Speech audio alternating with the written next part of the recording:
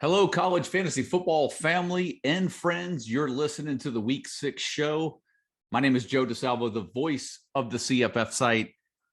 And we've got a lot to get into tonight. I actually just opened some things up on Discord. I don't know why I didn't think of this sooner, but sort of asked for some questions from you guys going into tonight's show. And so I'll try to add those to the agenda. We'll go over the 4-1 Super Fantasy League, see where things stand after 5 weeks. And of course, we're going to go through the entire Week 6 slate.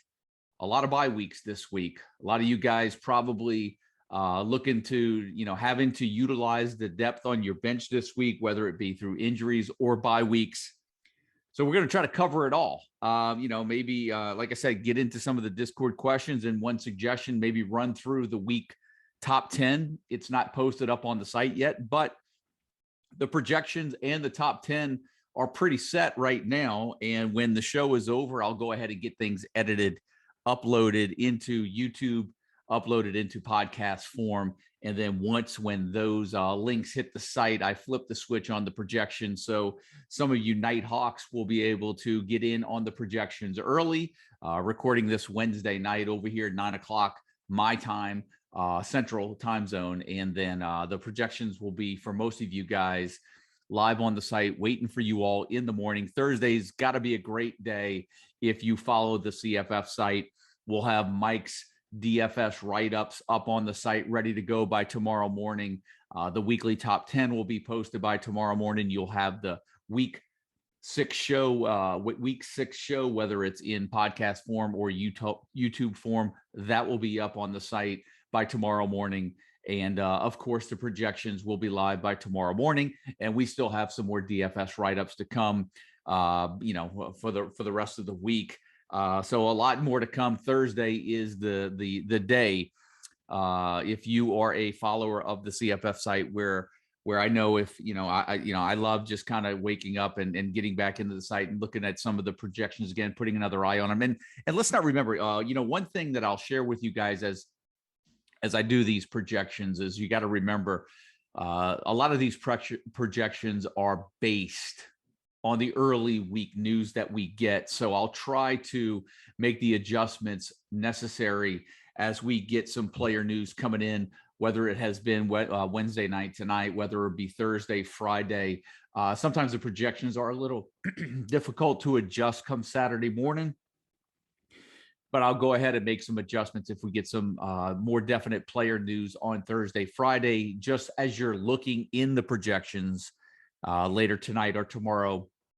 You're going to see that there are some projections, some players that are not projected out. I have a tendency to stay away from projecting players that miss a game. I'd like to know for sure that they're going to be back before we definitely project them. And some of them are just a gut feeling, and some of them are judgment calls, particularly when it comes to, just positions, maybe like Arkansas State quarterback and whatnot. I'll share that with you as we get into the matchups. We've got quite a bit to cover, so I don't want to waste a lot of time. Let's just jump right into the 4-1 Super Fantasy League, because we've got all 4 leagues in motion. I mentioned that last week, but the one that we're really in the tail end of is the first half tournament of the two halves tournament, the two halves league. We've got the first half championship coming up this week.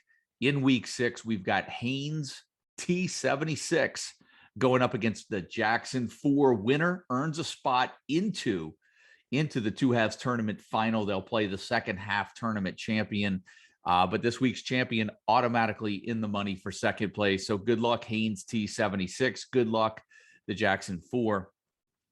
And we'll have our first spot in the finals. One of our top 2 teams will have already identified. Now, remember, the second half tournament is going to start the following week, and the top 80 teams in the total points league will earn a spot into the second half tournament. And then talking about the top 80 teams as we speak, the top 80 teams after week 3 qualified for the 4-1 Super Fantasy League head-to-head tournament. We are now into the 3rd round of that tournament. Things are getting hot and heavy. We're down, I think, to maybe 48 teams in that tournament. That's head-to-head right there. That's going to take place over the 13-week season. Week 12 and 13 is a 2-week championship. Weeks 10 and 11, a 2-week semifinal. We've got a way to go in that, but teams are starting to advance and teams are starting to drop out. And then, of course, the only bracket that's not updated yet on the site, and all of these brackets are posted on the CFF site homepage. Scroll down to the bottom left. It's underneath the recent column. You're going to go ahead and see links to these brackets. I don't have the eliminator updated yet. That should be done. I've been working on projections, trying to get the content for the show, the DFS write-ups ready to rock and roll. I'll have the eliminator updated by, should be updated by tomorrow morning, tomorrow afternoon at the latest. And remember, every active team up until last week had a chance to earn a spot into the eliminator. So there's going to be quite a few of you that have advanced into that, and things are going to start really getting hot and heavy in the eliminator coming up this week. Let's go ahead and talk about the results of the Total Points League as we stand right now today. First of all, let's look at the Week 5 leaders. Who had the best weeks in Week 5? Who built the best lineups? And defending champion Blackbeard's Delight, putting himself right in contention, led the league, outscored the second place team by a good 16 points. He was followed by Westy 1320, Dow 0405, Needham, and Green Giants round out the top 5. Now, let's look at from the start of the season. How do we stand? That was just for Week 5. Now, how do we stand as far as an overall leader? The number one team right now at the top of the standings of the Total Points League through 5 weeks, Killer 2158. He's followed by PTM 19. Blackbeard's Delight, defending champion, moved up to the 3rd spot. The Jackson 4, who has a spot in the first half tournament final, he's at the number 4 spot. And Wizzy Will, he rounds out the top 5. Those are your total points leaders through 5 weeks. Long way to go, guys. 13-week season for you guys. I've seen just for you guys that haven't played in this before. This is a long season. We're going to pick a lot of players. And what I could tell you is that this is a long way to go. There's a lot of guys down in the middle of the pack that are going to start making their surge. Maybe they've slept on some, they've chosen some sleepers.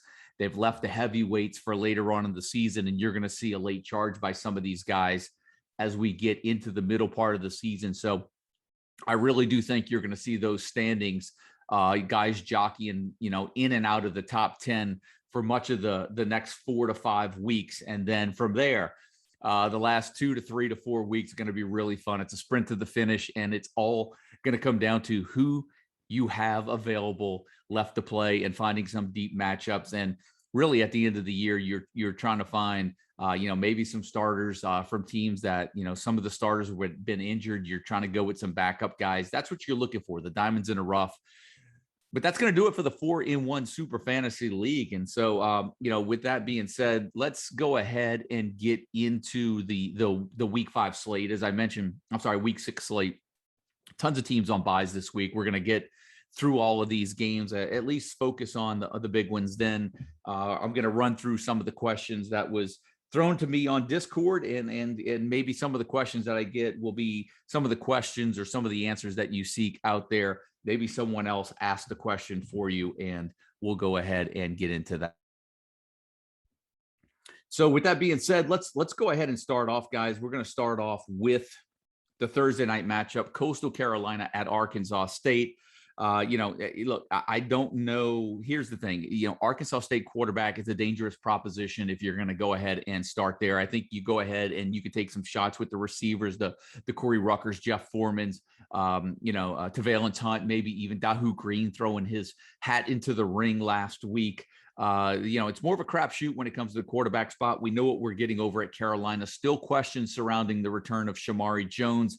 And I think that really does bode well if you're holding on to a guy like Braden Bennett out there. I think he and Reese White could do some damage on the ground. We've got Isaiah Likely up there in the top 10 tight end rankings. You've got Javon Hiley. He's up there. I think he's amongst the top 5 receivers this week. Coastal Carolina should be able to do some things and move the ball at will. Arkansas State should give them a little bit of a test, considering that this game is at Arkansas State. But I think what you're going to be looking for, and the good thing about this game is it is played on a Thursday night. So we're hopeful that we'll get some news on players like Shamari Jones and whether or not he's going to play. And that may affect some of you guys out there that are holding on to Reese White, holding on to Braden Bennett, to see if you feel a little bit more comfortable with them with one horse out of that race in the Coastal Carolina backfield if Jones indeed does not play. Houston playing at Tulane. Obviously, Alton McCaskill making a name for himself, emerging on the scene. He's going to be a must start for you guys. You've got the Tulane offense with Michael Pratt. That's going to be a must play right there. Nathaniel Dell. And then, of course, when it comes down to your depth, it comes down to, your roster, the league size, on whether or not you're taking shots with guys like Clayton Tune. He's the one that's going to be more of the questionable play. And, that's why it's really hard. And I try to cover all these games because what you got to realize, there are a lot of different league formats out there. There's some full FBS 8-team leagues. There's some full FBS 12-team leagues. There's some full FBS 16-team leagues. And so it's really hard to make a generic blanket statement on who to start and who not to start, because it all depends on the depth of the rosters, depth of the starting lineups, the depth of the league, how many teams are participating. That all factors in. And so, that plays into this when I'm kind of sharing some of my insight. If I could just give you a nugget here or there that kind of helps you make a decision one way or the other, that's all that we're trying to do by creating this show here for you and giving some extra content or extra context to some of these matchups throughout the week. Temple playing on the road at Cincinnati. I know Temple, had that win over Memphis. Still nothing really to impress me, particularly going up against that Cincinnati defense. I think this is a game where, obviously Jerome Ford went up against that Notre Dame defense. I think he bounces back this week. I think Desmond Ridder could have a big week as well. Those are definitely the two must plays in this matchup. Charlotte playing at Florida International. You've got some mix up within the Charlotte backfield. I think Chris Reynolds is probably the safer play. You've got DeBose Tucker at receiver that some of you guys are going to consider options against that Florida International defense that has given up some yards. They have given up some points, and there are some options over at Florida International as well, particularly at wide receiver. But I do, when you're looking at guys like Tyrese Chambers.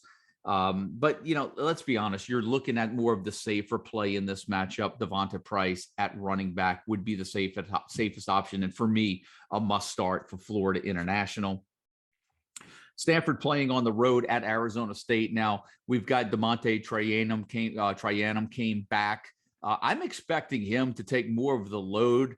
I think they're going to use him. It's going to be a 1-2 punch. Daniel Nagata came in. It was Nagata, Rashad White there until Trayanum came back. Nagata was kind of squeezed out of that rotation last week. And so I think we're going to see Trayanum and Rashad White, and I'm expecting to see a little bit more of what I think we were going to see to open up the season, where Trayanum may get a little bit more work. You'll see White used in a more diverse way, maybe a little bit more utilize his dual threat ability by catching the ball out of the backfield. I think ultimately White ends up with more yards. You could see more touchdowns in the column of Trayanum, and I think that's the way it may play out for the rest of the year. But Rashad White has been absolutely astounding. He's been amazing this year so far. I think if I check his stats, he's got at least 2 or 3 games in which he has scored double-digit touchdowns this year. 1, 2, 3, 4, 5 double-digit touchdowns. So he's definitely a must start, right? And then, where you get a little bit more on the fence is the Jaden Daniels. He's thrown 2 touchdown passes in only 2 of 5 games this year. He's run for 2 scores against Colorado. I think it really depends on the league and your setup.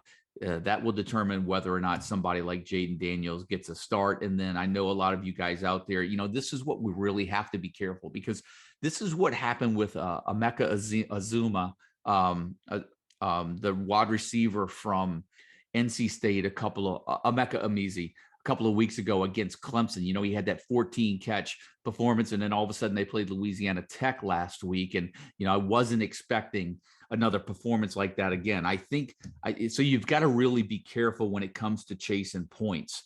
I can see a lot of you guys out there doing that with Arizona State Ricky Pearsall this week. I mean, he had 4 catches last week. It was the 3rd time he caught 4 passes in a game this year. He went for 132 and 2 touchdowns, but really it was the only time he even topped 44 yards, and he hadn't even had a touchdown receiving up until that point.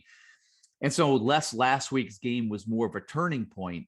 For me, I've got to see a little bit more consistency before I jump and squeeze somebody out of my roster for a player like Ricky Pearsall, who's really only had 1 good game up until this point this year. For Stanford, I think the big news out of Stanford is obviously that passing game's making some noise, but Bryson Tremaine is not going to be playing this week. All you guys, whether or not you're hanging on to Austin Jones, I would think he's probably off of most rosters at this particular point. Nathaniel Pete seems to be the more productive of the two, but I still do not have a lot of confidence in that Stanford running game. So I'd still be careful there. Michigan State playing on the road at Rutgers. Kenneth Walker's the 3rd. Michigan State passing game coming to life. I think you've got to consider them there. A little bit of a tricky matchup here. I think on the road at Rutgers, Schiano at least has that defense playing respectable.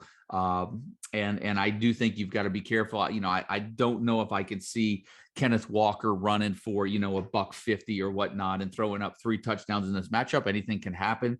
I think for Rutgers, Bo Melton's health will depend on, whether or not he finds his way into many of your starting rosters. And I think if Melton is healthy, this is a good play for him. But I'm looking more at Kenneth Walker III and looking more maybe at like Jaden Reed, Naylor at wide receiver as well. Those would be the 3 names I'd be looking at mostly in this matchup. Maryland on the road playing at Ohio State. Maryland kind of showing us a little bit of what we've seen over the last couple of years, starting off really well in non-conference play and then struggling when they face some of the better competition. Iowa, one of the better teams in the Big Ten. They struggled last week. They lose Dante Demas to a season-ending knee injury, which was just ugly looking. Can they pull it together against Ohio State on the road? I think Ohio State, you start all the usual suspects: C.J. Stroud, Chris Olave, Garrett Wilson. Maybe give Smith and Jigba a spot start as well, depending on your league specs, roster size, and requirements. And of course, Henderson at running back. Over at Maryland, the one thing you have to consider is that Ohio State has given up some points this year, right? So I don't necessarily think, even though he struggled last week against Iowa, I'm not sure that Fleet Davis is a bad play against Ohio State. And I'm not even sure that Raheem Jarrett is a bad play. I think Maryland's going to find a way to get some points, even if it's not early. Maybe they find a way to get some garbage points in there. And then maybe Okonkwo, the tight end over at Maryland, if your league requires a tight end. I can still see Maryland scoring 2, maybe 3 touchdowns in this matchup. And I think it's going to come, once when Ohio State has the lead and they're playing out in front. So what that means is it's still a little risky if you're going to go ahead and take a gamble on the Maryland players. I tend to shy away in these situations, but like I said, depends on your league setup, depends on your depth, depends on who's on a bye. You may be forced to play with some of these guys, and there are worse plays out there this week than some of the Maryland players. Bowling Green, surprising a lot of people. I actually liked them last week to cover the spread. I think Bowling Green has covered the spread. I thought that was one of the teams that I thought the lines really hadn't caught up. They gave Tennessee a test for all of 3 quarters. They beat Minnesota, and then last week I think it was Kent State that they played. Let me see. Yeah, Kent State, they lose by 7. I actually like the Falcons to cover. They did that. It was against a struggling Kent State team, and we're going to get into them when we get at that point. But, so one of the questions on the Discord were, hey, Joe, how about some max sleepers? And I forgot who asked that. Let me see who asked that on the Discord. Give you a shout out here.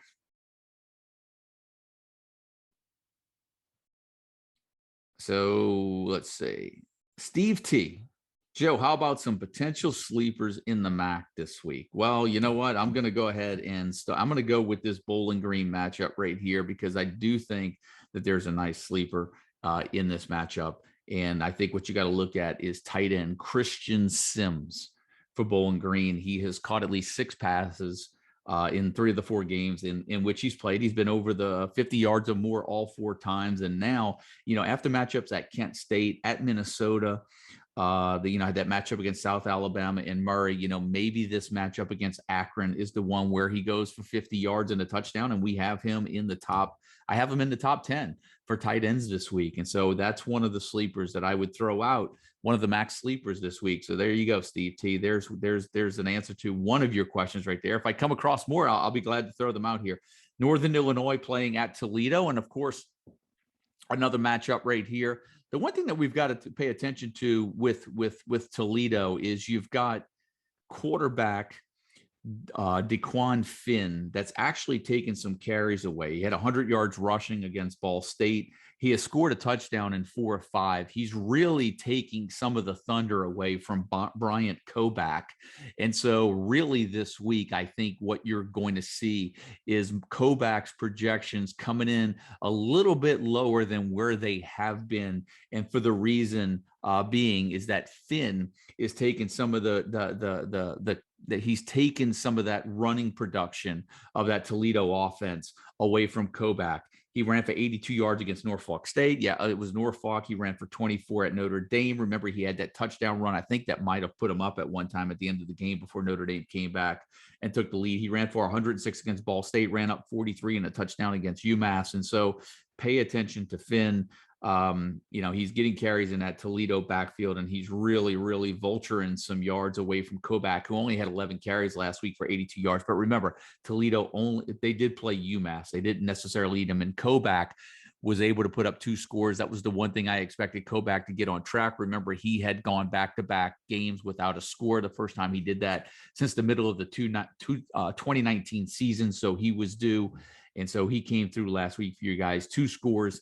But you will see a downward trajectory in his projections this week, as he's not projected as high as he's been right out of the gate through the first 4 weeks of the season.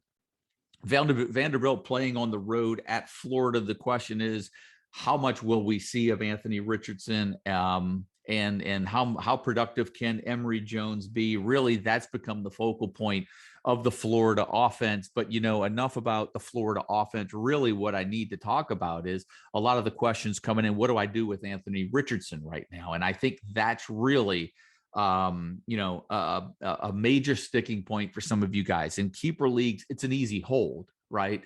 But for you guys that are in redraft leagues, that's a little bit more of a difficult situation, because here we are now 5 weeks into the season. Going on week 6, there's going to be some of you guys that are 5-0, some 4-1. There's going to be some guys on the flip side of that coin. They're going to be 2-3. You're going to be 1-4. Whether or not you hold on to Anthony Richardson or whether or not you're holding on to Emory Jones really depends on where you're at in your league, depends on the depth of your roster, and do you have the patience to wait it out for hopes that somebody like Anthony Richardson would eventually take over the job. I don't know if that's going to happen now anytime soon, but we're going to have to see how this thing plays out.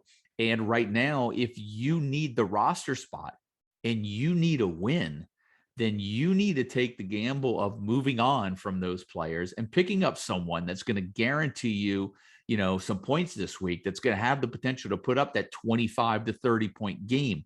You can't no longer worry about whether or not someone else is going to pick up Anthony Richardson and you're going to potentially lose out on a 30-point quarterback 8 weeks into the season, because if you're 3-5 up until that point, he's doing no good on your bench. So if you're doing well, I can see where you're holding on. If you have the roster spots to utilize him and to stash him away, great. If not, you've got to move on from some of these players. Remember, we're 5 weeks, 6, we're going in 6 weeks. Some of these teams are who they've been, who they show themselves. Some of these teams are not all of a sudden going to flip a switch and then just change how they're producing halfway through the season. You got to remember, we are, after this week through week 6, we are we've got 5 weeks in the books. We're pretty much halfway through the fantasy regular season, depending on how your playoffs play out, whether you're 11, 12, 13 for playoffs or 12, 13 for playoffs. If you have an 11-week regular season, you're at the halfway point, past the halfway point after this week. You can't play the waiting game anymore. Some of you guys out there for desperation, scratching and clawing to staying alive you need to take some risks. You need to go ahead and go ahead and pull the trigger and drop guys like Anthony Richardson, free up some roster spots, and really try to make up some ground on some of these teams while these bye weeks are hitting. That's where you really need to make up ground. You've got other teams that may have injuries, may have bye weeks, and what you need to do is you need to go into that waiver pool and go ahead and try to take advantage and go ahead and knock off some of these top teams in your league while you can catch them on a bye. Heavy bye week this week. This is a great week for some of you guys that are sitting there middle of the pack to maybe pluck off one of these big teams in the front of your league that may have one of his big guns like Breece Hall on a bye this week. This is the week to do it. This is the week to get back into it. These next 2 to 3 weeks are where you have to do, particularly for you guys that haven't started off well. The next 2 or 3 weeks is where you start making the moves. You start being aggressive on the waiver wire. You start picking up those guys that might be more of an aggressive boom or bust play to try to make up ground in your league. South Carolina playing on the road at Tennessee. Last week with Tennessee, I mean, look, we had one running back get hurt. The other running back explodes. That's what's going to happen in college fantasy football. Sometimes it's the luck of the draw, particularly in these situations where you've got a team that's got a couple of good running backs. And Mike and I have said this at the beginning of the year, even for those teams that have 3 guys, they go 3 deep. Sometimes it takes an injury to really, thin out the depth chart and for one of these guys to really take off. And that's what happened with Tennessee. I think if you are a Vols fan or if you have Hendon Hooker on your roster, it was great to see him play like he did last week, produce like he did. Can he do it again against South Carolina this week? I actually like him. I think you've got to get him in the lineup. We'll see where the projections kick him out when we post those up on the site a little bit later. Arkansas traveling on the road to go to Ole Miss. Both teams banged up. Ole Miss getting demolished against Alabama, which really, I'll be honest with you, I did not see Alabama shutting down Ole Miss. I didn't see Alabama losing that game. I thought it would be a comfortable 2-touchdown win for Alabama, but I didn't think that Alabama was just going to basically just shut it down and kind of put the top on the bottle, and Ole Miss wasn't going to be able to do much. They were able to squeeze a few points out late, but I thought Ole Miss would be able to at least, keep somewhat of a pace last week. And I don't think this matchup for Ole Miss is really easy this week. Arkansas, which, for some of you guys that were in the Discord, I thought it was a great spot for Georgia last week. Arkansas coming off wins. Look, those wins over Texas and A&M didn't overly impress me. But then again, there's not much in college football that's overly impressing me this year. To me, it's like Georgia and Alabama right now, and there's a really fine line between everybody else. And I think anybody can get beaten on any weekend. Just look what happened over at Stanford and Oregon, and that was not long after Oregon went into Ohio State and kicked, the Buckeyes' butt. And so anything can happen in college football this week. And I do think that this is, if this game was in Fayetteville, I'd be a little more nervous about the Ole Miss offense. But I do think that they're going to be okay. I still have Matt Corral in the top 10. He's not going to, for me, he's not a slam dunk top 3 quarterback this week.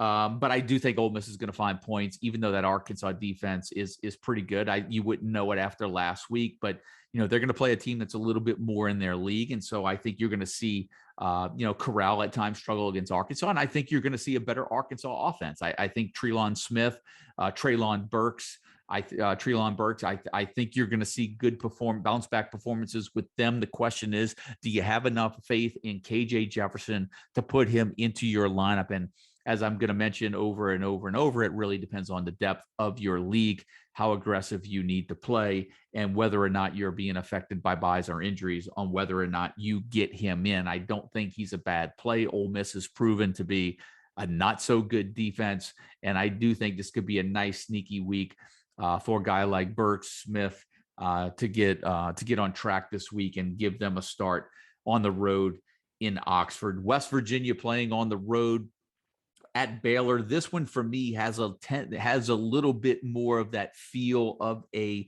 lower scoring game, one of those 22, 23 carry, 25 touch games for Letty Brown. He's not able to total 100 yards, but he, surprisingly gives you 1 to 2 touchdowns. That's what Letty Brown, that's the MO of Letty Brown. And I think Baylor at home, coming off that loss to Oklahoma State, I still think guys like Abram Smith at running back are in play for this matchup. I just see a low scoring matchup for this, and I see the running backs as more of the play in this particular matchup. Oklahoma playing Texas. And this is one I couldn't wait to get to. I think you're going to see Texas ride Bijan Robinson heavily in this matchup. I think they're going to have to make some plays downfield as well. A lot of you guys question, and here's something too, and I like to touch on this, and I hope to address some of the questions that I get when some of the things that I talk about are based off of some of the emails that I get. Some of you guys coming in, you have to remember a player like Xavier Worthy is not going to have a great game every week. A lot of you guys concerned because he only had 1 catch. He was targeted. I think he had the most targets of any Texas receiver last week, or tied for the most targets of any Texas receiver. I still like Xavier Worthy, but no Texas receiver is going to go ahead and give you a consistent 20 fantasy points every week, but his upside is too good to ignore, and you just have to live with the good and bad. Now, here's the argument that I'm going to make, the counterpoint to this. There's a lot of you guys that are sending me, emails or asking questions, and I saw a roster earlier this week where the worst player on the roster, he was looking to free up a roster spot. And Marvin Mims was on the roster. And my question to him is it a keeper league? No, it's not. Well, why are you holding on to Marvin Mims? I feel like that there's guys out there holding on to Marvin Mims. Like all of a sudden, 6 weeks into the season, Oklahoma's going to flip the switch on the offense, and Marvin Mims is going to turn into Superman. Look, here's what I feel right now up until this point. And here's my assessment of Oklahoma. I have said this I said this last year, and I'll say it again. I'm not overly impressed with Spencer Rattler. I don't know what you Oklahoma guys out there feel, but he just doesn't impress me. I think he's going to struggle at the next level. I think his decision-making downfield is very questionable. And I think that really affects the way that Lincoln Riley runs this offense. He doesn't have the quarterbacks that he had before Spencer Rattler. And so what you're seeing is a little bit more of a spread it around, safe approach. I don't feel like that he gives Rattler many opportunities to just sit back in the pocket and just chunk the ball downfield, because I've seen him enough to know that he doesn't make the greatest decisions.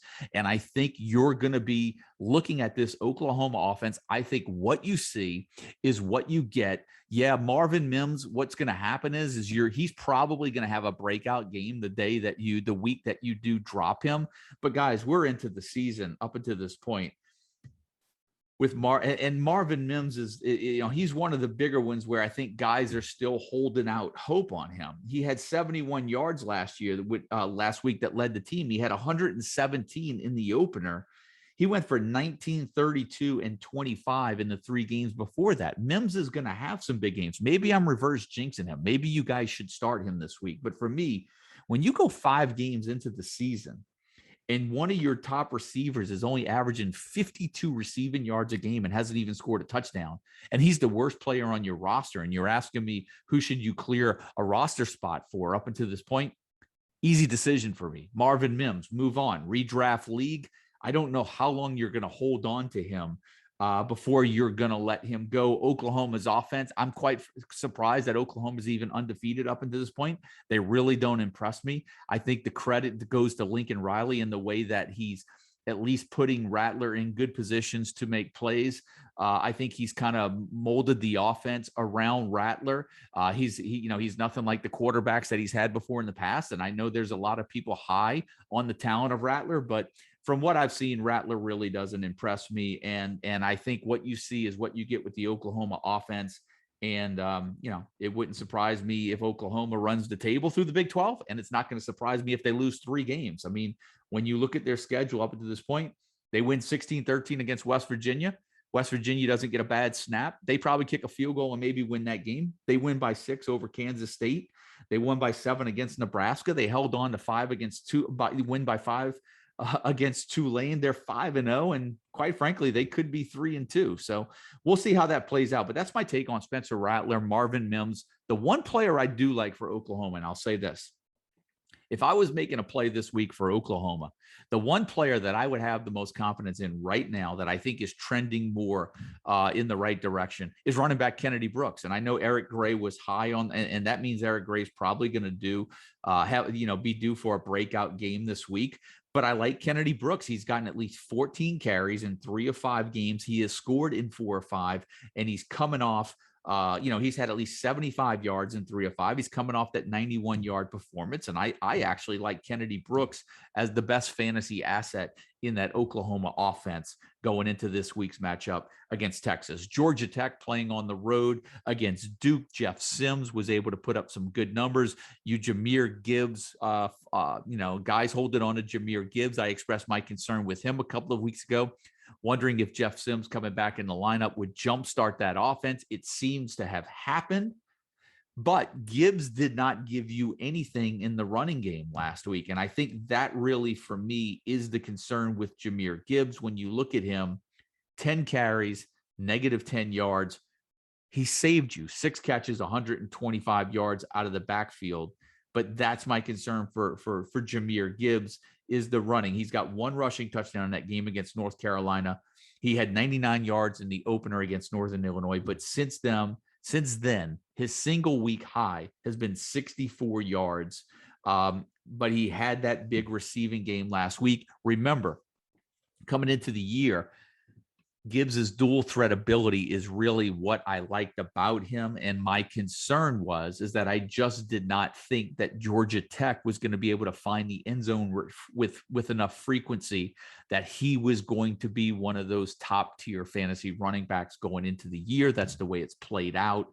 And on the flip side of on the line of scrimmage, you've got Mateo Durant, who's having an exceptional year, obviously a must start for Duke. And you've got some wide receivers there at Duke as well that you've got to give some consideration to as well. You've got Calhoun, he's caught at least 5 passes in 4 of the last 5 games. And then you've got Jake Bobo, who really has caught at least 6 passes in every game this year and 7 passes in 4 or 5, 2 100-yard games, been over 88 yards in 4 or 5 games. I think you've got to give him some serious consideration as well. And then Gunnar Holmberg at quarterback is going to be one of those plays where really depends on your roster depth, league specs, on whether or not you're going to give him a shot. Marshall playing at home against Old Dominion. And for as much as I have been touting that Marshall passing game and Grant Wells and saying it was going to be more vertical this year, they've certainly done that. Grant Wells has done a great job, with his stats, as far as 300-yard games. Corey Gamage has looked good at wide receiver. But, man, that offense is going through Rasheen Ali, one of the top fantasy backs this year. And I don't see any reason why that's not going to continue. And I think he has a big week this week as well.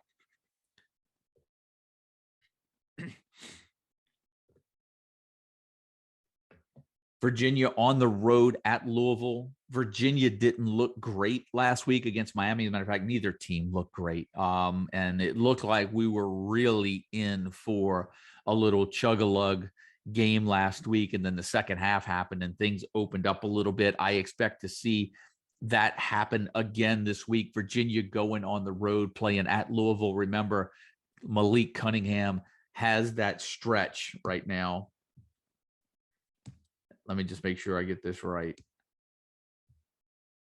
Malik Cunningham right now, 5 consecutive games with at least 2 rushing touchdowns.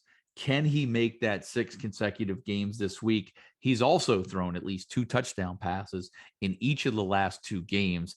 That really is a recipe for success going against a Virginia defense that has really struggled this week. We can get into the top 10 a little bit later, but Malik Cunningham challenging Malik Willis for that quarterback spot, I feel, top number 1 quarterback spot this week. Florida State playing on the road at North Carolina. Prediction at the beginning of the year was I wanted me some Josh Downs, and Josh Downs has been nothing short of great fantasy gold for you guys. So him and Sam Howell obviously the must-haves in this matchup. Ty Chandler as well at running back. Still really waiting for not really any clarity at a wide receiver 2 with North Carolina, which is fine for you guys with Josh Downs, because that just means that he becomes more of the focal point in that passing game. Can Florida State do anything? You've got to start, guys like Jashawn Corbin. You've got to take into account your league specs. He's one of those players as well. Where you've got to look at and decide, hey, look at my opponent, look at your opponent, look at your depth. Do you have to roll with him? Do you have some other options? He's the player that I think would be more of the in question going into the matchup. Wake Forest playing at Syracuse. Wake Forest has been really good this year. They got the three-headed monsters three-headed monster at running back. No clear running back one.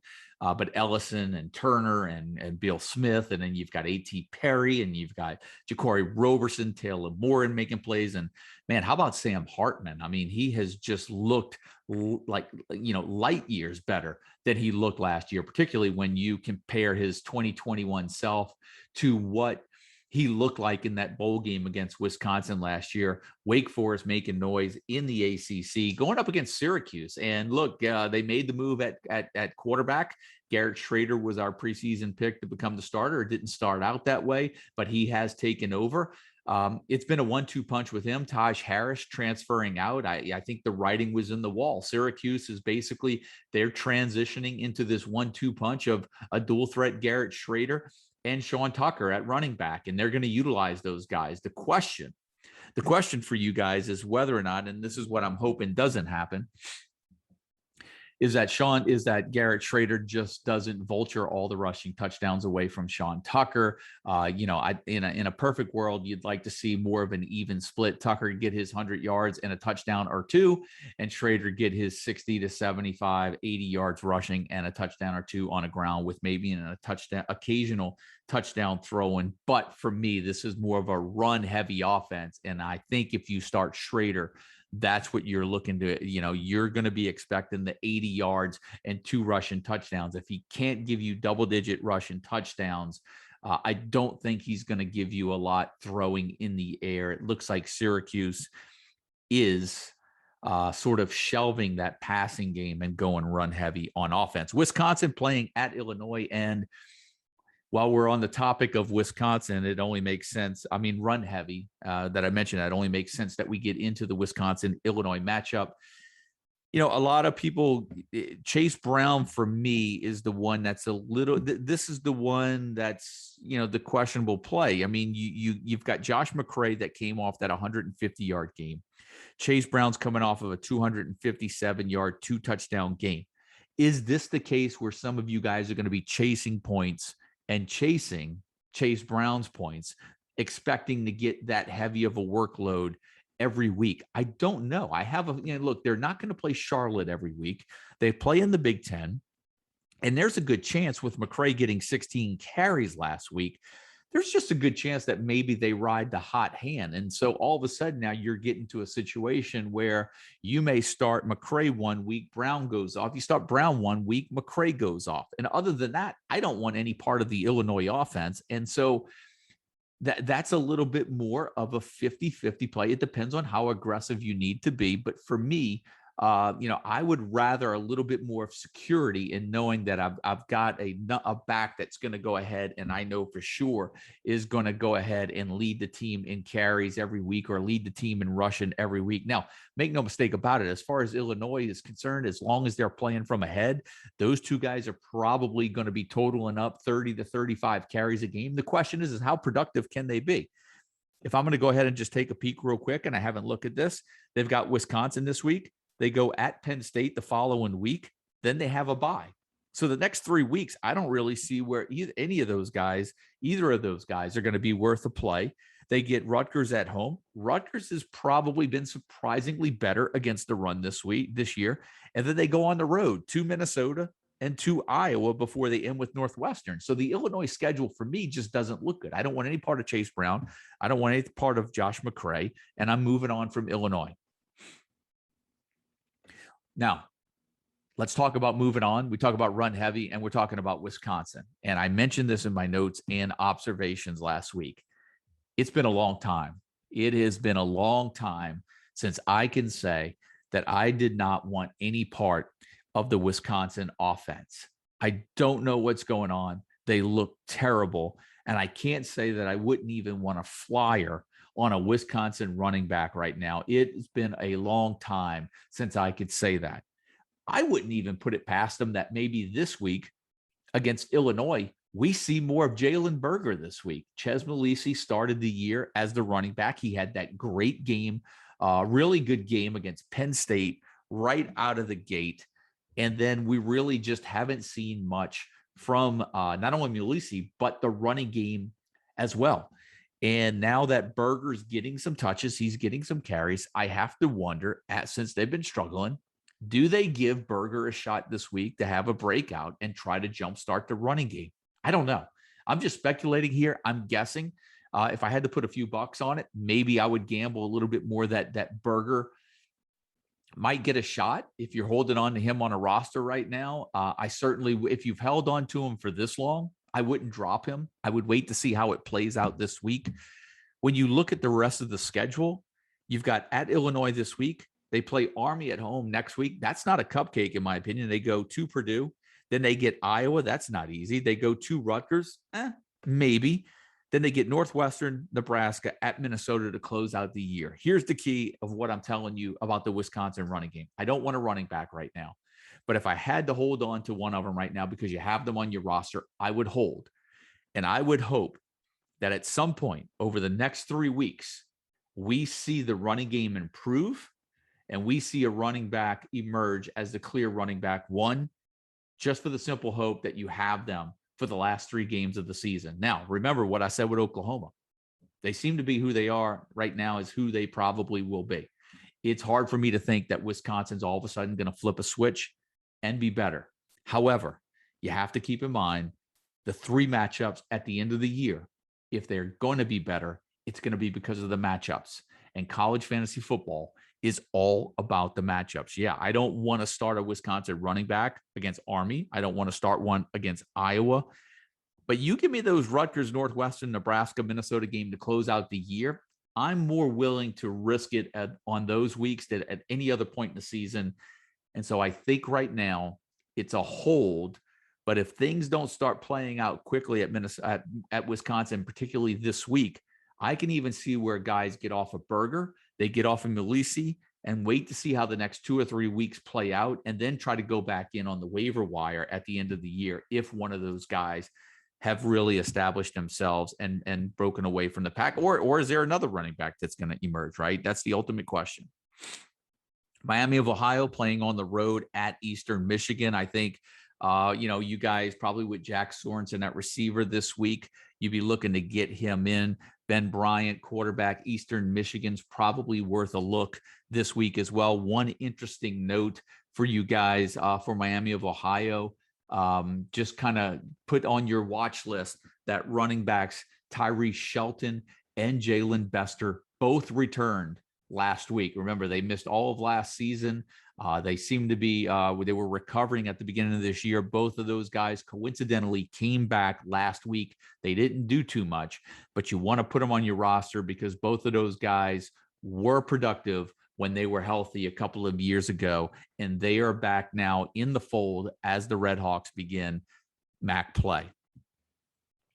Central Michigan playing on the road at Ohio. Let's go ahead and address the Bobcats first. A lot of you, I was kind of talking about O'Shan Allison looking better than Demonte Tuggle over the last couple of weeks. Well, Tuggle, ran for 200 yards last week. He ran for 201 yards on 17 carries. And what you're going to notice is that Armani Rogers came in and ran for 83 yards and 2 scores for the Bobcats. What happened was Ohio decided to go in a they decided to operate very similar to what Syracuse is doing with Schrader and Sean Tucker. And they went with they went ahead and, they got Rourke out of there and they said, Rogers, Tuggle, 1-2 punch. Let's go ahead and run the ball. And that's what they did for the entire second half. That's what they did. They pounded Rogers and Tuggle at Akron. Akron couldn't slow them down. And so that's why you saw so much production out of Tuggle last week.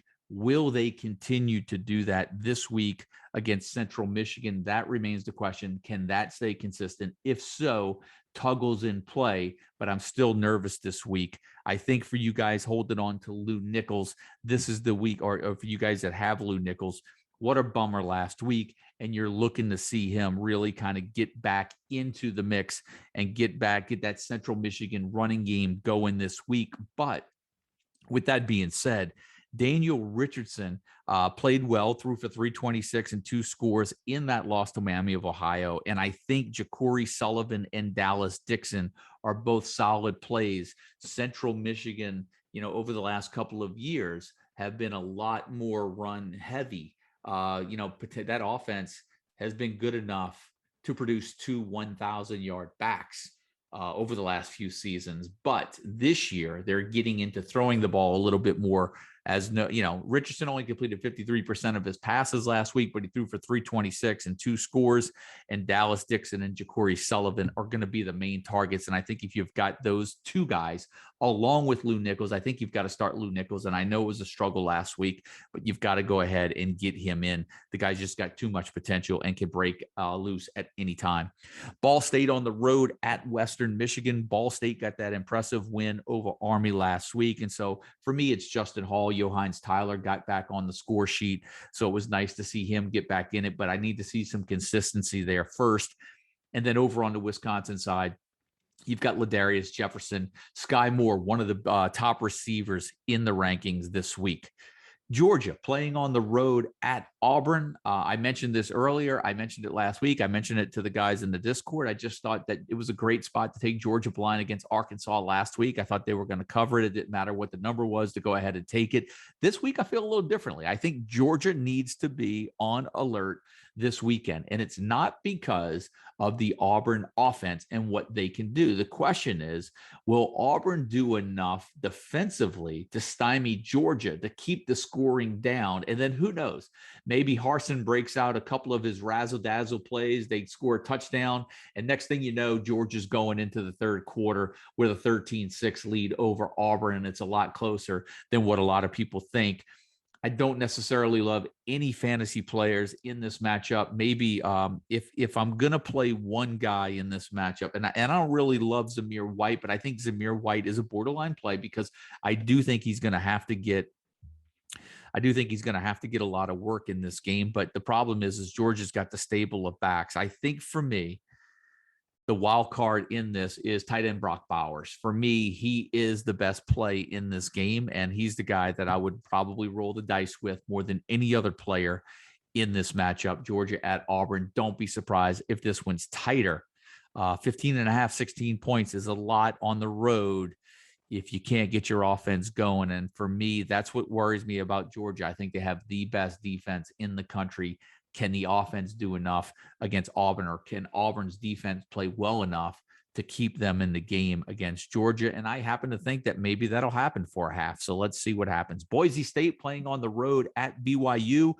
Who's going to start at quarterback this week for the Cougars? Is Jaron Hall going to be back this week? That is the question. I don't know. You have to be careful.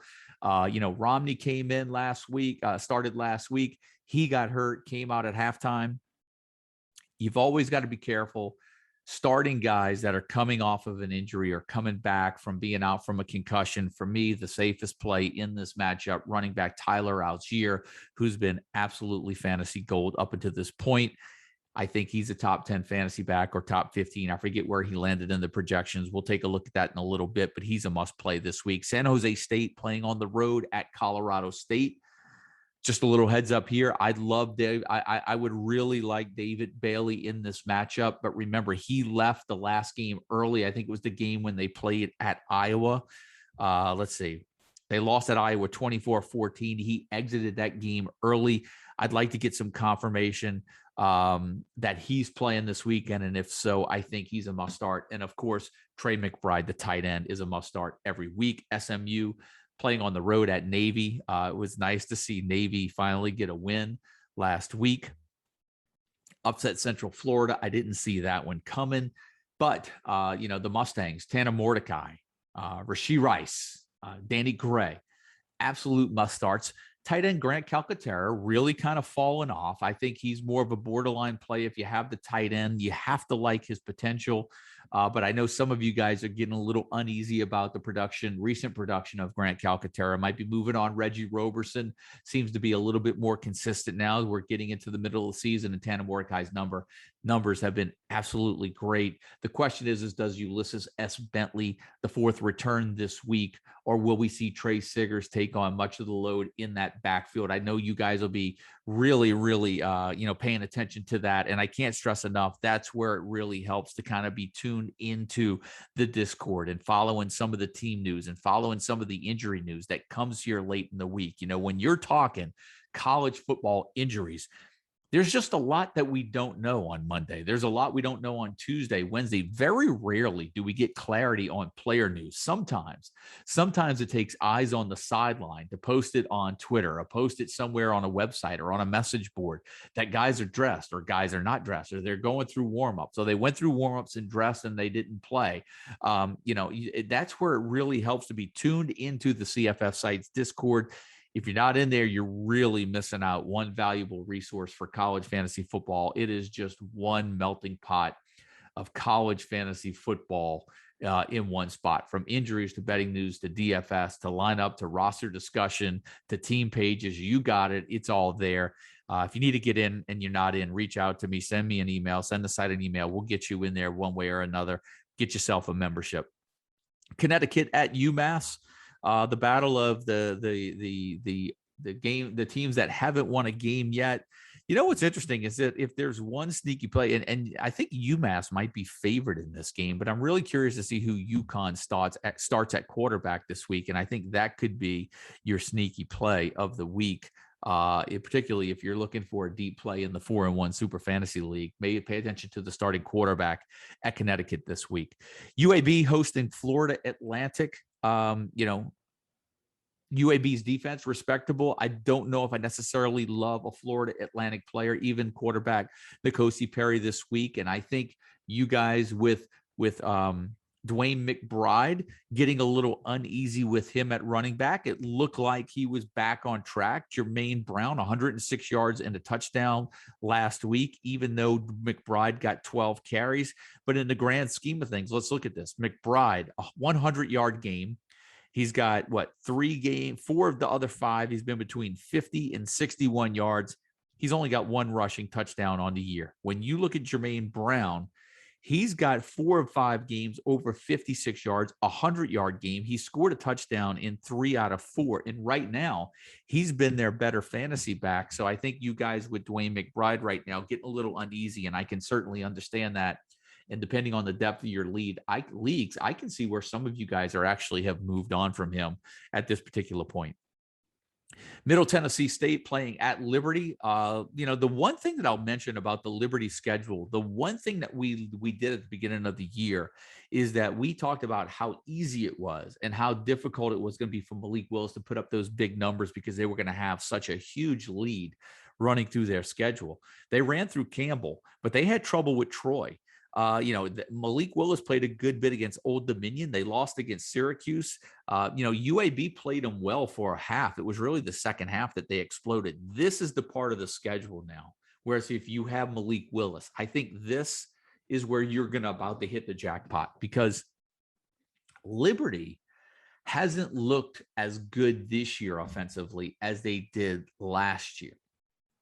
But I still think they're very good. You get Middle Tennessee State, UL Monroe, North Texas, UMass, back to back to back to back, no buys. And Liberty has looked sort of okay, that I think they're going to try to really run up the score over the next 4 weeks. So where we were sitting back thinking that Liberty and maybe Malik Willis wasn't going to get a lot of points in these games because they were going to be so far ahead, I actually feel differently now. I think because they've been involved, they struggled last week a little bit. They lost to Syracuse. I'm expecting Liberty to try to flip the scoreboard over the next 4 weeks. And I wouldn't be surprised if over the next 4 weeks, Liberty averages 45 to 50 points a game. That's my prediction over the next 4 weeks. It's going to be hard to see Malik Willis not being one of the top 2 quarterbacks on that top 10 board for the next 4 weeks. Then after that, you get at Ole Miss, you get Louisiana Lafayette and Army to close the year. But the next 4 weeks are just going to be absolutely, I feel, fantasy gold for Liberty. North Texas playing on the road at Missouri. Missouri may be a sneaky defense this week. And I know that's a real surprise because their defense is leaking rush yards. They cannot stop the run. North Texas struggling. If North Texas doesn't try to pound DeAndre Torrey or maybe run, pound may not be the good word for North Texas. I don't think they could pound anyone. But if they don't try to give Torrey the ball 25 times in this matchup and just try to exploit the Missouri run defense, well, then shame on them, because this is a game that Missouri and Tyler Beatty really could put away early. The question is whether or not they will or will not. This is one of those matchups where I think some of you guys are going to look at it and say, I don't know about Tyler Beatty because they may actually be winning pretty easily and they pull them. And yes, that is the case. But right now with that Missouri offense, if they had to score a touchdown, there's a pretty good damn chance that Tyler Beatty is going to be the guy to score most of the touchdowns. And I think I like his chances of getting 2 touchdowns in this game, totaling over 100 yards. And I do think he's one of the better fantasy backs in college football this weekend. Penn State playing on the road at Iowa. This is going to be a Big Ten. This is, I said this last week about the SEC games.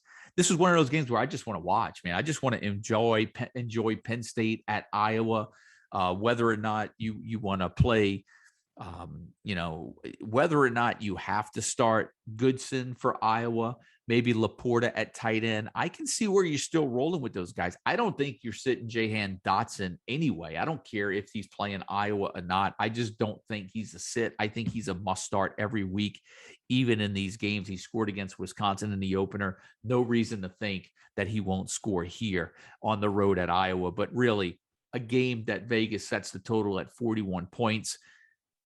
Man, we might be lucky to get 4 touchdowns in this game. And I do think that Dotson has a chance to score one of those. Oregon State playing on the road at Washington State. Delora back at quarterback for Washington State. But for me, how good has B.J. Baylor been at running back for Oregon State this year? Over 100 yards, 3 of his last 4. At least 2 rushing touchdowns in all but 1 game this year. That game was at USC when he ran for 158 yards. He's been absolutely solid this year and absolutely a must start on the road at Washington State this week. East Carolina playing on the road at Central Florida. Central Florida going to try to pull things together. One of the questions came in, Bowser update, question mark. Here's the thing. I don't have a Bowser update. I think it may not be till later in the week until we get a Bowser update. And unfortunately for a lot of you guys, this is a 5:00 game on a Saturday, 6 o'clock game on a Saturday. It's easier to get player news, pregame news, and make roster decisions when these types of matchups and a player like Isaiah Bowser has missed a couple of games when they play at 11 a.m. in the morning. Some of you guys may be forced to play another running back before we get news on Isaiah Bowser because it is a late afternoon, early evening game. We may not find out if Isaiah Bowser is playing 60, 90 minutes before kickoff. And by that point, by that time, some of you guys may actually have to make some decisions on your roster. And so I always say err on the side of caution. Assume Bowser is out unless we know that he's in. And we can say the same thing about Jalen Robinson at wide receiver as well, who missed the last game. You have to assume he's out unless we absolutely know that he's in. Over at East Carolina, you had Keaton Mitchell run for 222 yards. He's gone over 100 yards, 125 yards in 3 consecutive weeks. He scored a touchdown in 3 consecutive weeks. And Rajay Harris actually had more carries than him last week. He has scored in 2 of his last 3 games. But right now, if you're riding the hot hand in that East Carolina offense, you're looking at Keaton Mitchell this week on the road at Central Florida. I think for some of you guys, you've got to get him in the lineup. Buffalo playing on the road at Kent State. What a disappointment for me that Kent State offense has been. They're going to try to lean on the run a little bit more. We thought they would be pass happy. Dustin Crum just hasn't been the fantasy quarterback that we thought that he was going to be in the preseason. When you look at Crum's weekly numbers, he went over 300 yards one time. He hasn't even hit the 200-yard passing mark in 4 out of 5 games. He hasn't thrown more than a touchdown in any single game this year. He has rushed for a touchdown in 2 games and has gone over 60 or more yards rushing in 3 or 4. So that Kent State offense is becoming a lot more run heavy, as evident as Marcus Cooper's 31 carries for 120 yards and 2 scores last week. And then you throw in there, they've got Xavier Williams as well. He's gotten at least 11 carries in 3 of the last 4. That Kent State offense is going to run the ball a lot more than what we thought that they were at the beginning of the year. Dante Cephas seems to be their best receiver right now. I think he's definitely worth a play. Jayshawn Polk has come back. He's played the last 2 games, but he hasn't caught more than 2 passes in either of those games. And for me, he's not an option in that passing game, particularly this week at home against Buffalo. Now, over on the Buffalo side, a lot of you guys getting frustrated with Kevin Marks. Where do we come in with Kevin Marks right now? Whether or not Kevin Marks is dinged up, which there were reports that he was dinged up coming into the season, may be true. And he's getting work, but he's being outworked by Dylan McDuffie. Ron Cook had 56 yards and a touchdown last week. Now, all of a sudden, you've got 3 guys that are vying for carries in that Buffalo backfield right now. And when you look at Marks' yearly numbers, they seem to be trending down. 21 and 20 carries over, weeks 2 and 3 of the season.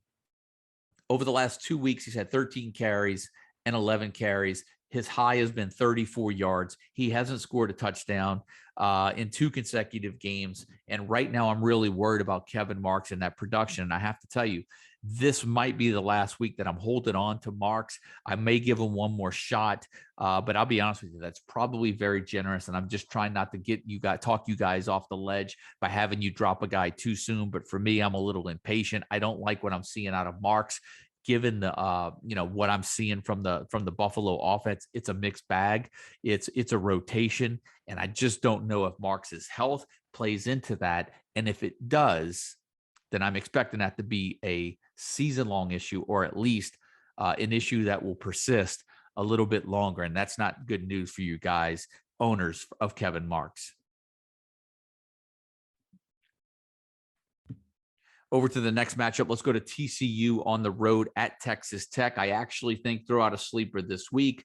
Eric Azakama didn't play last week. Geiger's establishing himself as the better receiver right now in that Texas Tech offense. I think Sir Roderick Thompson could be a nice sleeper play at running back this week against TCU. Wyoming on the road playing at Air Force could be tough sledding for Xavier Valladay this week for Wyoming. Still tough to sit a guy that's going to get that much work. But I am a little fearful about Valladay and his fantasy prospects this week on the road at Air Force. UTEP playing on the road at Southern Miss. It looks like the Miners have gone back to feeding Deion Hankins as their running back 1. He got most of the carries last week, and I expect to see him find the end zone again and get a heavy workload this week on the road at Southern Miss. South Alabama playing at Texas State. Jalen Tolbert, let's look at him real quick, guys. Jalen Tolbert has, and a real interesting stat on Tolbert, went for 143 yards this last week. He went for 168 in week 1. He's been over 95 yards in 3 or 4 games, has yet to find the end zone. Is this the week to do it against a Texas State defense?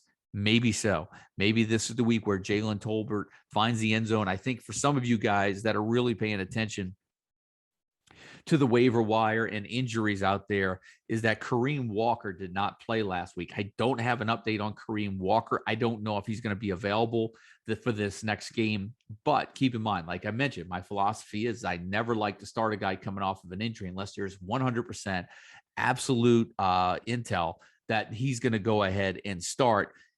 You've got Brian Hill, the 5'8", 185-pound junior that ran for 81 yards and 2 touchdowns last week on 22 carries against ULL. there's nothing to suggest that Hill won't get the workload and won't get to start this week unless we hear differently. He could be a nice sleeper for you guys this week if South Alabama takes to the ground against Texas State. Georgia Southern playing on the road at Troy. Another injury we have to look out for. Kamani Vidal did not play for Troy last week. It led to a heavy workload for BJ Smith, who I think ran for 100 yards. That is possible that could happen again. It's possible that could happen again, but we have to pay attention to whether Vidal is healthy and playing for Troy. If not, BJ Smith is a nice play for the Trojans at home against Georgia Southern.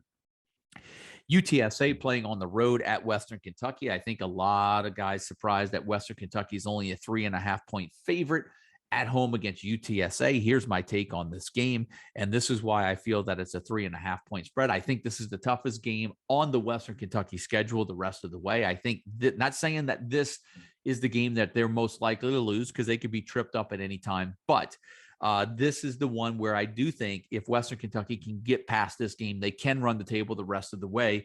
The reason why I think we're seeing this point spread so low, this game projected to be so close by Vegas, is this.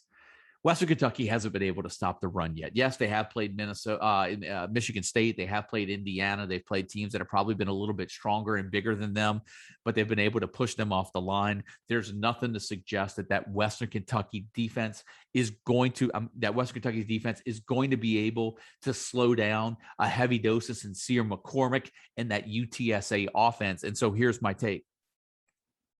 If you can slow down Western Kentucky for 2, maybe 3 consecutive drives and keep them from scoring points on the board, or you hold them to field goals and you can get out in front of them by a score, maybe by 10 points, then UTSA has the running game to be able to stay up 1 score ahead of Western Kentucky.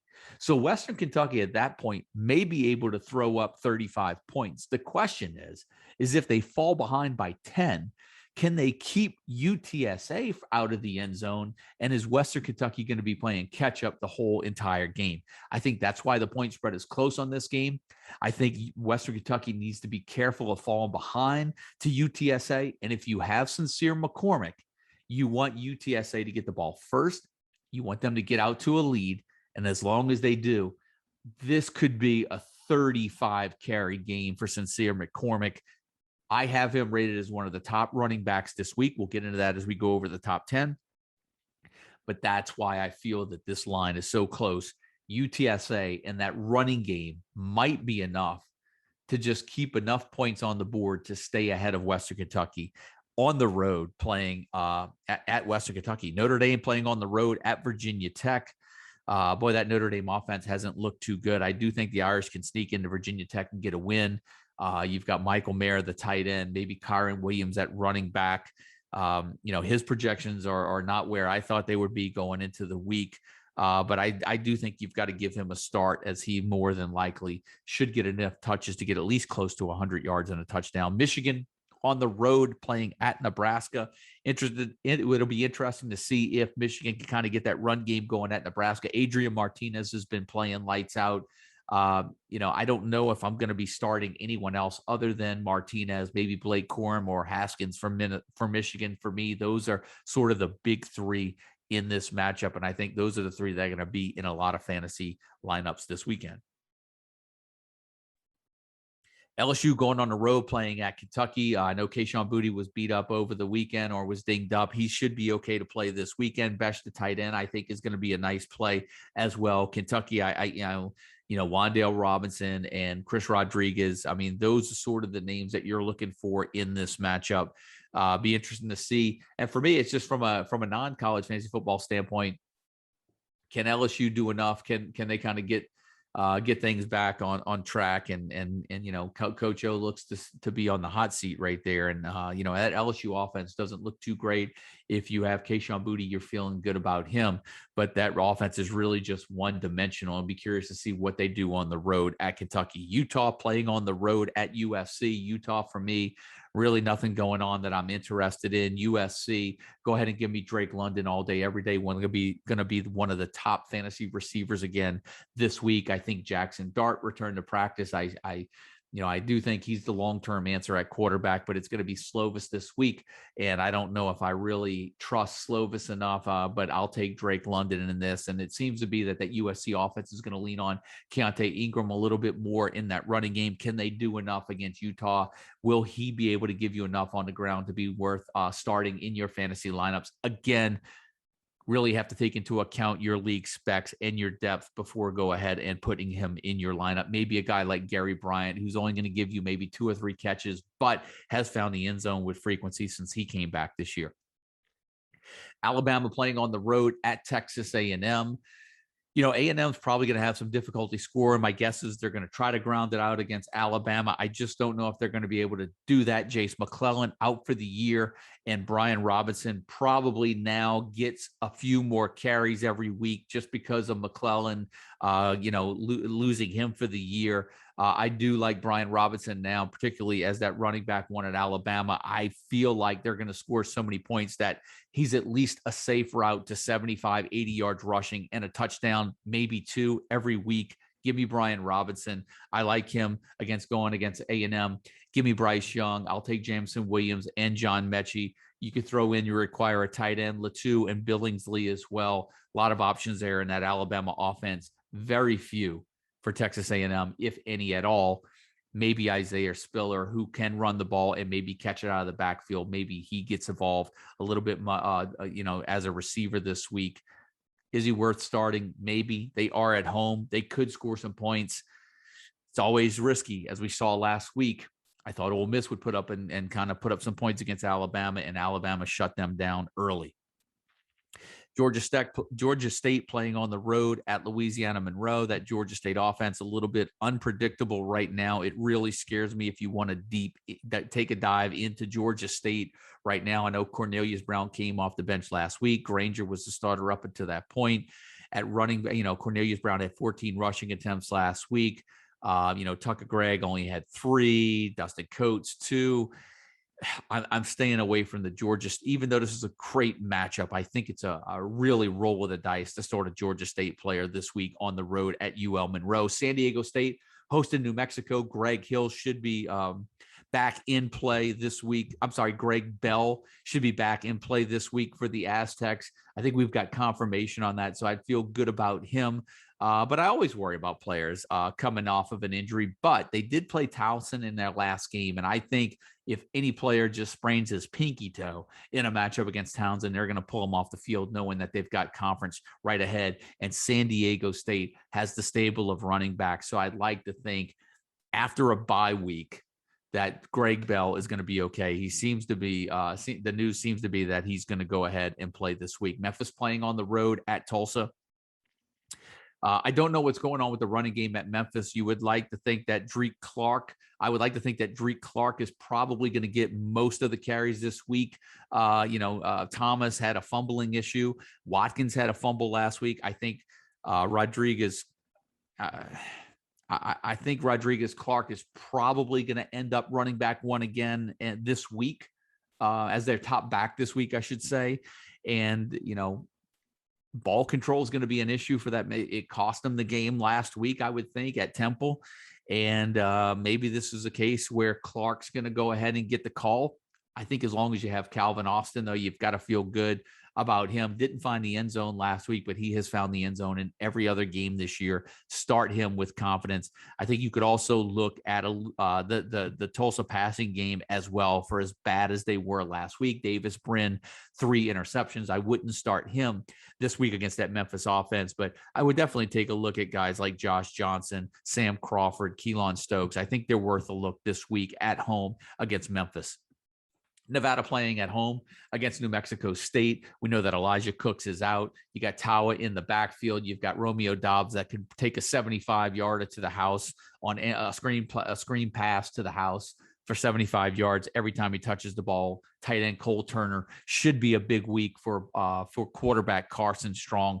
Love that Nevada offense to put a lot of points up this week. And UCLA, hopefully they can get back on track this week on the road at Arizona. Zach Charbonnet last week, the first week of the season in which he did not score. Let's see if he can get back on the scoring track. Britton Brown did punch one in from 1 yard out. Kyle Phillips has been incredibly consistent at receiver. Greg Dulcich got in on the act again last week.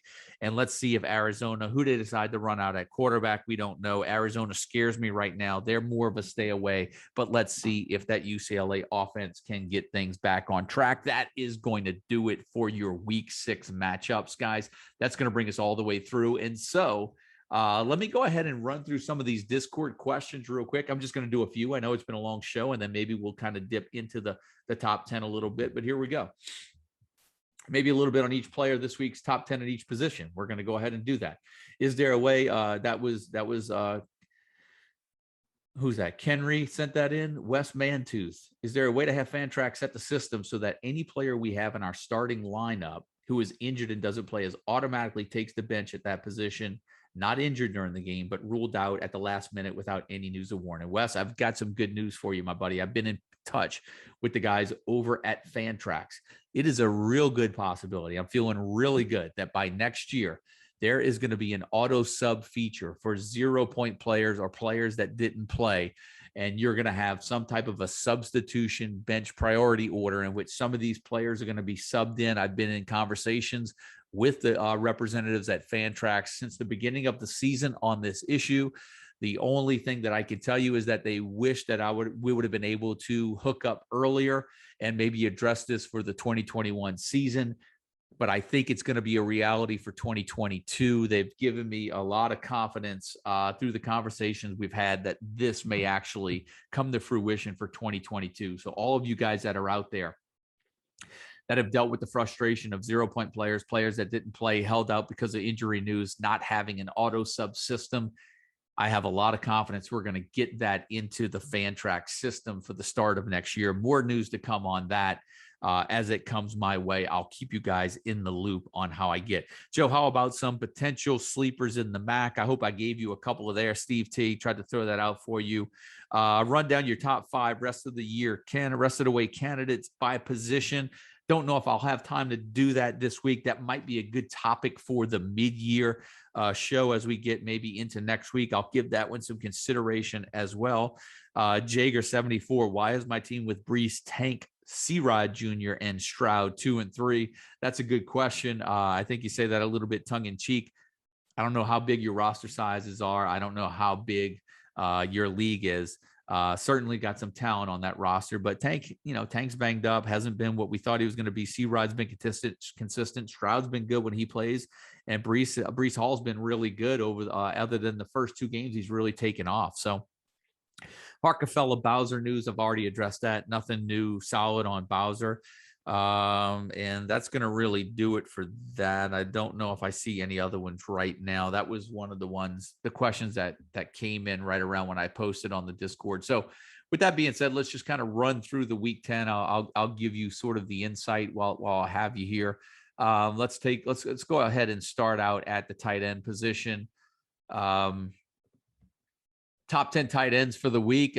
We've got Cole Turner up there at the top spot. Trey McBride, I don't think you can have him excluded out of the top 5. Michael Mayer has been incredibly consistent this year. He's up there. Isaiah Likely, you've got to like that matchup for Coastal Carolina against Arkansas State. Sean Dykes for Memphis going up at Tulsa. Greg Dulcich, after that big week last week, he finds his way into the top 10 this week on the road at Arizona. Derek Deese with a good game last week. Whether or not Nick Starkel comes back this week. If not, Nick Nash seemed to be favoring Deese. And I think that could be a tight end matchup, Deese versus Trey McBride, as San Jose State goes on the road at Colorado State. Christian Sims, I threw out earlier in the show as a sleeper in the MAC going up against Akron. Sam Laporta for Iowa. Maybe if Iowa's going to do something in the air against Penn State, maybe it's with tight end Sam Laporta. And then Brock Bowers for Georgia rounds out the top 10 for on the road at Auburn. Taking a look at receiver, we've got Jarrett Stearns coming off that huge game last week. He's got the top spot right now. He holds that spot over Drake London, not by much. And then we're looking at Javon Halai. I like that Coastal Carolina pass game. They're going to, I feel like they could put up some points this week. So we like Javon Halai at the 3 spot right now. Josh Downs sitting at 4, going on playing at home against Florida State. Sky Moore there at the 5 spot for Western Michigan, playing at home against Ball State. Kayshawn Booty's been consistent this year in finding the end zone. Remember, these haven't been finalized, but these are my top 10 going in right now. There may be a little flip-flop, maybe 1 or 2 positions, but I feel mostly that the tight ends, that the top 10 is going to stay in play, stay in place, maybe just a flip-flop a spot or 2. Booty at 6, Calvin Austin at 7, can't argue there. Khalil Shakir for Boise State, playing on the road at BYU, 8, maybe his lowest ranking this year. Danny Gray cracks the top 10. So consistent that SMU passing game has been, and really Rashee Rice is not going to be that much farther down. I think he's in the top 25 as well. Chris Olave getting back on track at Ohio State, he's in the top 10, but you're going to see a lot of guys there between 10 and 25 that could potentially land in the top 10 based on their matchup. So I think wide receiver is the position that has a chance for some of those guys that are ranked outside the top 10 to finish with a top 10 fantasy week. Let's go ahead and take a look at running backs this week. What do we have right now before they hit the sites? And Sincere McCormick holding on to that top spot just slimly, a slim lead in the projections over Tyler Beatty. Rashina Lee at the 3 spot. BJ Baylor been so good. He's at 4. Bijan Robinson, he should see a lot of touches this week against Oklahoma at 5. Travion Henderson coming in for Ohio State at 6. Monteo Durant for Duke coming in at 7. Rashad White, 2 touchdowns in almost every game this year at 8. Tyler Algiere has been an absolute stud, comes in right now at 9. And then before they go up on the site, we've got Jerome Ford there at the 10 spot going up against Temple. But you're looking at, points that are separating Zach Charbonnet, Greg Bell, Sean Tucker. Any one of those guys could end up in the top 10. And so we'll see if those stick before they upload into the site. I'll make my final adjustments later tonight before I post them live. And then right now, before we post live, before I make my final edits, I've got Malik Cunningham 2/100ths of a point ahead of Malik Willis right now in the projections. We'll see how those play out as I get into making the final edits. Bailey Zappi, for quarterback for Western Kentucky, almost seems like a given for 400 yards every week. He's at the 3 spot, just ahead of Tanner Mordecai. Plays on the road at Navy, and that's probably what separates the Bailey Zappi and Mordecai from flipping spots. Mordecai on the road, Zappi at home. Sam Howell, North Carolina, gets Florida State at home. He comes in at 5. Matt Corral in there at 6. Ole Miss hosts Arkansas. Brennan Armstrong playing on the road at Louisville. I expect to see a lot of points in that game. He comes in at 7. Carson Strong, Nevada, playing New Mexico State. Easy matchup for him. I could see him throwing 4 touchdowns this week, going up against New Mexico State. Carson Strong for Nevada. And then CJ Stroud at 9 for Ohio State. He's been playing very well when he's played. Got him projected for over 300 yards and 3.5 touchdowns for that Ohio State offense. And then coming in at 10, DTR, UCLA, playing on the road at Arizona. But I have to tell you, right behind him, Ritter, Bryce Young, Grayson McCall, Michael Pratt. There's, very, very, very little points, very few points separate Dorian Thompson at 10. We got him projected for 27.34, Ritter at 27.18, and Bryce Young at 26.8. Any of those guys, any of those 3 guys could finish in the top 10. That kind of gives you an early view of the top 10 before it gets uploaded into the site. I'm going to sort of make my last review, my last edits. We'll see how things upload into the site in later tonight, first thing in the morning, with the top 10 list as I make my final adjustments. But that's going to do it for this week's show, guys. That's going to do it and take us through week 6. That's it. After this week, like I said, the season is going to be more than half over. The regular season is more than half over. And so, I'm going to reach out to you guys. I'll sort of keep the questions coming in. I'll try to address them on the Discord next week. I'll put that out to you guys. A lot of emails to get caught up. I've got a lot of emails sitting in my inbox, a lot of DMs in my Discord I've got to get to. Wednesday and Thursday morning is all about getting content uploaded and into the site for you guys to have it Thursday morning. And then I'll spend the next 2 days catching up on those emails, some of the questions you guys have coming in on player rankings, lineup questions, maybe trade evaluations. The one thing that I do ask, and I ask this every week, is for some of you guys for some of the player comparison questions player A versus player B. Hold off on some of those until the projections hit the site, because more times than not, I am going to defer to the projections unless I get a little bit of insight and context around your league specs, how big the your rosters are. That all matters. I had a question come in, I had a question come in last week, and I don't remember who it was. I get a lot of them, but the question was, hey, I'm playing against Spencer Rattler this week. What do you think about player A? Well, I can't do anything with that question. I can't tell you whether you need to be aggressive or conservative, because I don't know how many roster spots you start. I don't know if it's a PPR league. I don't know what the rest of the roster looks like. Just because you're going up against Spencer Rattler doesn't tell me whether or not I need to suggest playing a more conservative quarterback with a safer floor, the higher floor, or do we go for the more boom or bust, more aggressive play? I don't know what the rest of the roster looks like. I don't know what the rest of your opposition's roster could possibly look like. That all matters. As you send your questions in, guys, roster depth, starting positions, PPR, non-PPR, 2 quarterback versus 1 quarterback league.